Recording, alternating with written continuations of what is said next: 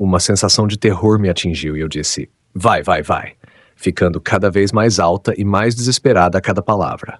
Minha amiga olhou para a colina por um segundo, e assim que a figura deu um passo em nossa direção, ela pisou no acelerador e saiu em alta velocidade, descendo a colina de ré.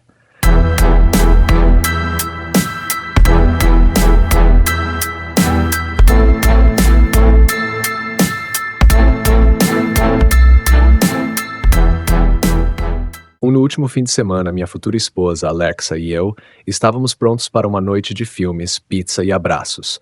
Moramos em uma área residencial nos arredores da cidade, com nossa casa situada bem em frente a uma igreja presbiteriana que possui um grande cemitério atrás. A maioria dos nossos vizinhos não tem animais de estimação, mas há um em particular, um pouco mais abaixo, que tem talvez o cachorro mais barulhento e irritante do mundo. Um incômodo numa noite como esta, mas, felizmente, o cão estava quieto a noite toda. Por volta das 22 horas, estávamos deitados na sala assistindo a um filme, quando o cachorro mais barulhento do mundo começou a latir. Infelizmente, não havia muito o que fazer, exceto talvez confrontar nosso vizinho ou registrar uma queixa de ruído. Mas quem quer ser o vizinho que faz isso? Após cerca de 5 minutos, levantei do sofá e decidi ir até a casa do vizinho para falar sobre o cachorro. Quando cheguei lá, percebi que o vizinho não estava em casa, pois o único carro que tinham não estava na garagem. Resolvi, mesmo assim, ir até a porta e tocar a campainha. Depois de 1 ou 2 minutos sem resposta, desisti e voltei para casa. Notei que Alexa tinha saído e estava olhando na direção dos latidos. Disse a ela que ninguém estava em casa e que devíamos ignorar ou finalmente registrar uma reclamação, pois ninguém deveria ter que lidar com um cachorro barulhento à noite, especialmente se você está tentando relaxar depois de um longo dia de trabalho ou tentando dormir. Alex e eu voltamos para dentro e, finalmente, depois de uns 10 minutos, o cachorro parou de latir. Rimos um pouco e continuamos assistindo ao filme, mas é claro, não demorou muito para o cachorro começar a latir novamente. Desta vez, no entanto, o latido parecia feroz. Levantei e fui até o quintal cercado do vizinho e vi o cachorro, que deve ter me ouvido ou visto chegando. Ele parou de latir, se aproximou de mim e começou a ofegar do jeito fofo que os cachorros fazem. Chamei o nome do cachorro e ele olhou para mim e se sentou. Um bom animal, mesmo sendo barulhento. Foi então que ouvi um barulho como se alguém estivesse caminhando sobre folhas, vindo de trás de mim, à direita.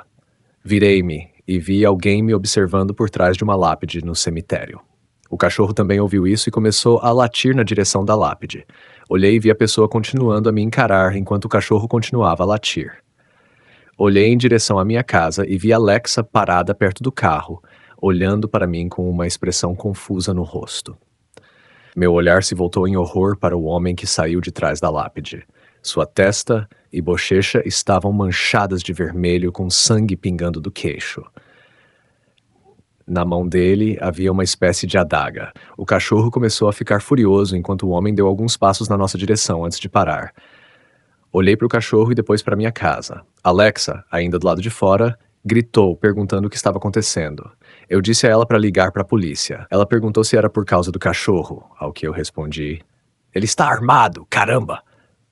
Provavelmente confusa, Alexa entrou para pegar o telefone enquanto eu continuava observando o homem que agora começava a recuar com o cachorro indo à loucura. Ia demorar um pouco para que alguém chegasse à nossa casa, então me preparei para me defender enquanto via o homem finalmente se virar e caminhar em direção ao fundo do cemitério e em direção à floresta. Quando a polícia finalmente chegou, o homem já havia desaparecido, e eu fiquei tentando explicar para alguns policiais céticos sobre o que tinha acontecido. Eles não pareceram levar muito a sério, mas ainda assim investigaram a área enquanto eu explicava para a Alexa sobre o que vi. Quando a polícia foi embora sem encontrar nenhum vestígio de alguém, Alexa e eu não nos sentimos muito melhores. Trancamos as portas e janelas e decidi ligar para nossos vizinhos para contar tudo antes de voltarmos para continuar nossa noite de filme. História. Quando eu era adolescente, eu era gótica. Cabelo preto, roupas pretas, maquiagem preta e até tinha um par de botas de combate. Meus amigos e eu, no típico estilo gótico, passávamos o tempo no cemitério local. Começamos a ir como uma brincadeira, mas logo descobrimos que gostávamos da paz que encontrávamos lá. Mas tudo mudou em uma noite. Minha amiga me ligou para ver se eu queria sair e, claro, aceitei. Nenhum dos nossos outros amigos estava disponível, pois estavam trabalhando ou se recuperando da festa da noite anterior, então estávamos só nós duas. Minha amiga veio me buscar e fomos para o cemitério. Estávamos lá, fumando cigarros e conversando sobre os últimos problemas que ela estava tendo com o namorado, quando percebemos no topo da colina onde estávamos, a cerca de 30 metros de distância, que uma fogueira havia sido acesa. Para você entender, esse cemitério fica a cerca de um quarteirão do campus de uma grande universidade, e não é incomum os estudantes irem lá para festejar. Minha amiga e eu suspiramos, sabendo que teríamos que ir embora em breve, pois era ilegal ficar no cemitério depois do anoitecer, e sabíamos que a polícia apareceria porque alguns idiotas decidiram que precisavam de uma fogueira. Decidimos terminar nossos cigarros e depois sair, mas, de repente, um cheiro horrível veio da colina, na direção da fogueira. Minha amiga engasgou e cobriu a boca.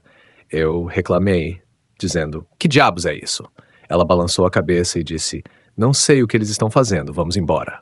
Entramos no carro e uma de nós sugeriu, honestamente não lembro quem, talvez devêssemos subir e ver o que eles estão fazendo. Meu estômago revirou e um frio percorreu meu corpo. Minha amiga deve ter sentido o mesmo, porque ao mesmo tempo dissemos, "Não, vamos sair daqui." Minha amiga ligou o carro, acendeu os faróis, colocou em marcha ré e olhou por cima do ombro antes de começar a dar ré. Eu ainda estava olhando para a colina quando uma figura apareceu na frente da fogueira. Só dava para ver a silhueta, mas eu tinha certeza de que quem quer que fosse estava nos observando. Uma sensação de terror me atingiu e eu disse, vai, vai, vai, ficando cada vez mais alta e mais desesperada a cada palavra. Minha amiga olhou para a colina por um segundo e assim que a figura deu um passo em nossa direção, ela pisou no acelerador e saiu em alta velocidade, descendo a colina de ré. Ela engatou a marcha à frente e saímos correndo dali. Ficamos um tempo em silêncio até que ela disse, "O que diabos eles estavam queimando?" Eu balancei a cabeça. Não sei. Ela me deixou em casa e eu fui direto para a cama. Na manhã seguinte, acordei e fui para a cozinha. Minha mãe estava lá, tomando café da manhã e me juntei a ela. Conversamos sobre nossos trabalhos por um tempo, quando de repente ela perguntou, "Você ouviu o que aconteceu ontem à noite?" Respondi que não, pois tinha acabado de acordar. Ela me contou que uma mulher com quem ela trabalhava tinha sido sequestrada no estacionamento. Meu Deus, eu disse. Eles a encontraram? Sim, mas era tarde demais, ela respondeu. Minha mente estava a mil e a ficha começou a cair lentamente.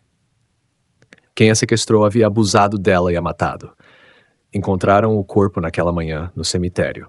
Tentaram se livrar do corpo em uma fogueira. O choque foi me atingindo devagar. Aquele era o cheiro que sentimos.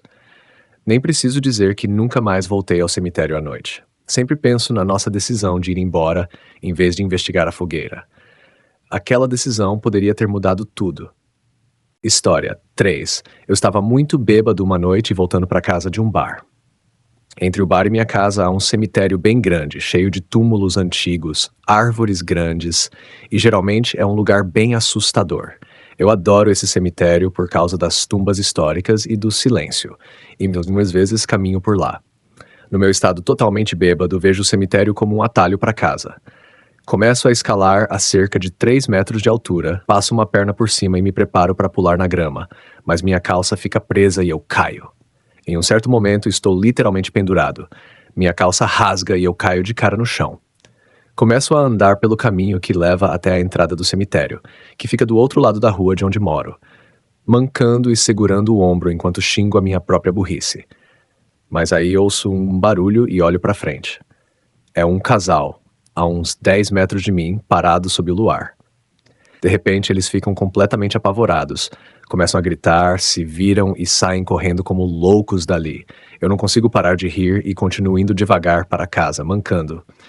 Quando estou chegando perto da entrada, vejo um carro entrando no cemitério. Acho que é a polícia ou alguém vindo investigar o grito, então me escondo atrás de uma lápide grande. O carro está cheio de mais gente, e esses aí são caçadores de fantasmas, com câmeras e gravadores de áudio. Bem, já que eu já assustei 2 pessoas, por que não continuar? Espero até eles andarem uns 20 metros para dentro da escuridão e começo a jogar pinhas enquanto fico escondido. A primeira pinha bate no caminho de cascalho atrás deles, e as próximas duas ricocheteiam em uma árvore e voam para dentro do cemitério. Todos os jovens no carro congelam e se olham assustados. Eu jogo mais uma pinha e começo a fazer a melhor risada maligna que eu consigo. Nem preciso dizer que os jovens surtam completamente, correm de volta para o carro e saem disparada. Eu entro na minha casa tropeçando, rindo muito e celebro com um baseado.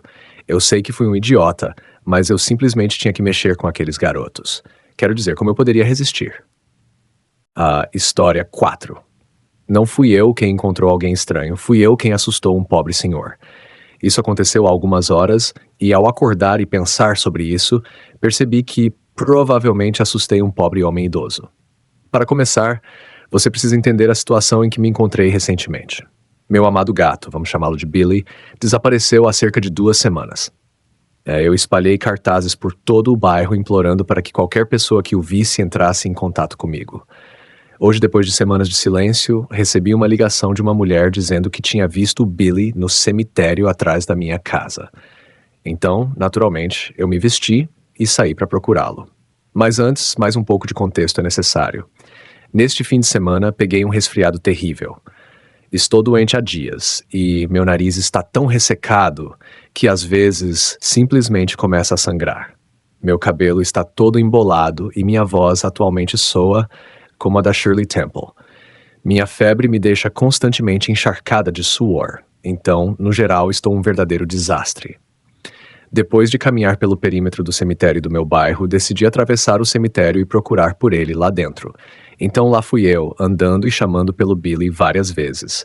À medida que fui entrando mais no cemitério, encontrei um carro. Parecia ser um senhor idoso que estava deixando flores para alguém. Mas eu continuei andando e chamando meu gato desaparecido. Quando me aproximei mais do homem, percebi que ele estava me olhando e se afastando. Achei o comportamento dele meio estranho, mas estando doente, exausta e totalmente focada em encontrar meu gato, simplesmente ignorei e continuei andando. Assim que passei por ele, ouvi a porta do carro bater. Quando me virei para ver se ele estava bem, ele já estava saindo do cemitério em alta velocidade. Eu terminei minha caminhada, voltei para casa e acabei dormindo. Só ao acordar que percebi o quão assustador deve ter sido para o velho. Ele estava deixando flores em um cemitério isolado no meio da tarde, quando uma garota encharcada de suor, com o cabelo embaraçado e sangue escorrendo do nariz, começa a caminhar na direção dele, gritando: "Billy, vem cá, Billy", repetidamente, com uma voz tão rouca que parecia um demônio. Então, para o homem que eu assustei hoje no cemitério, espero que um dia a gente se encontre para que eu possa tentar explicar o que aconteceu. História 5. Esse encontro aconteceu há cerca de 13 anos, quando eu tinha 10 anos. Era em uma pequena cidade de Nova Jersey, onde nada de ruim jamais acontecia. Era segura e entediante, ou pelo menos era o que eu pensava. Eu não tinha muitos amigos enquanto crescia, então eu pegava meu Game Boy Advance e sentava debaixo de salgueiros no cemitério ao lado da nossa casa, jogando até ficar completamente escuro. O cemitério era bem grande. Começava ao lado da nossa casa e terminava algumas ruas depois, onde ficava a rodovia. Apesar de ser um cemitério, não tinha muitos túmulos, então parecia mais um parque do que qualquer outra coisa. Dava para ver quase todo o cemitério do nosso quintal, e minha mãe costumava sentar na varanda só para ficar de olho em mim. O cemitério tinha uma funerária no local e os zeladores moravam lá também. Eu sempre via os zeladores por perto e acabei me familiarizando com eles conforme fui crescendo. Eu tinha 10 anos na época, e minha mãe começou a confiar um pouco mais em mim. Ganhei meu primeiro celular, que eu deveria ter comigo o tempo todo, e recebia uma ligação a cada 15 minutos da minha mãe. Ela me avisou que se eu não atendesse, ela chamaria a polícia. Com a minha recém-descoberta liberdade, decidi um dia me aventurar mais longe no cemitério. Estava começando a escurecer e as árvores eram muito mais densas naquela parte, com túmulos antigos que pareciam ter sido engolidos pelo chão. Lembro distintamente de um arrepio percorrendo minhas costas quando ouvi um galho quebrar atrás de mim. Virei rapidamente e me deparei com um estranho. A minha primeira impressão foi que ele era um dos zeladores, mas logo percebi que não o reconhecia. Ele usava um terno cinza, tinha o cabelo comprido e parecia simpático enquanto sorria para mim. "Desculpe, não quis assustar você", ele disse, dando um passo para trás. Soltei um suspiro de alívio, achando estupidamente que ele estava ali para um funeral. Não disse nada e sorri nervosamente, me sentindo desconfortável naquela situação. Rezei para que ele simplesmente fosse embora para que eu pudesse continuar explorando. Mas em vez disso, ele olhou ao redor da área. Notei que suas mãos tremiam e ele tinha um leve tique no olho. Você mora por aqui? Ele perguntou, e dessa vez deu um passo à frente. Mesmo sorrindo, o olhar nos olhos dele me deixou desconfortável. Senti o medo tomar conta de mim, dei um passo para trás e não tive coragem de dizer uma palavra.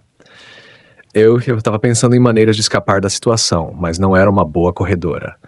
Meu telefone estava no bolso da frente da calça jeans e eu estava com muito medo de tirá-lo, com receio de que isso o irritasse.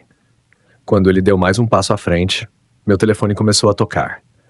É a minha mãe, anunciei rapidamente, atendendo a ligação. A última coisa que me lembro foi de ver a irritação no rosto dele, enquanto eu me afastava e saía de vista, falando com minha mãe sobre alguma coisa aleatória. Lembro de ter tropeçado em uma pá ao sair do cemitério, mas não dei muita importância.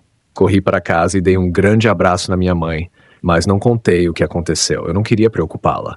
Na verdade, eu só queria esquecer que isso aconteceu.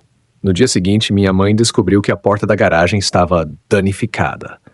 Alguém tinha tentado arrombar a taratranca e conseguiu levantar a porta a alguns centímetros. Lembro de começar a chorar, tendo um ataque de pânico completo enquanto explicava para minha mãe o que tinha acontecido no cemitério. Aquele homem, obviamente, tentou invadir a nossa casa e eu só conseguia imaginar o que teria acontecido se ele tivesse conseguido. Minha mãe chamou a polícia e tudo mais, mas no fim, eles não conseguiram encontrá-lo.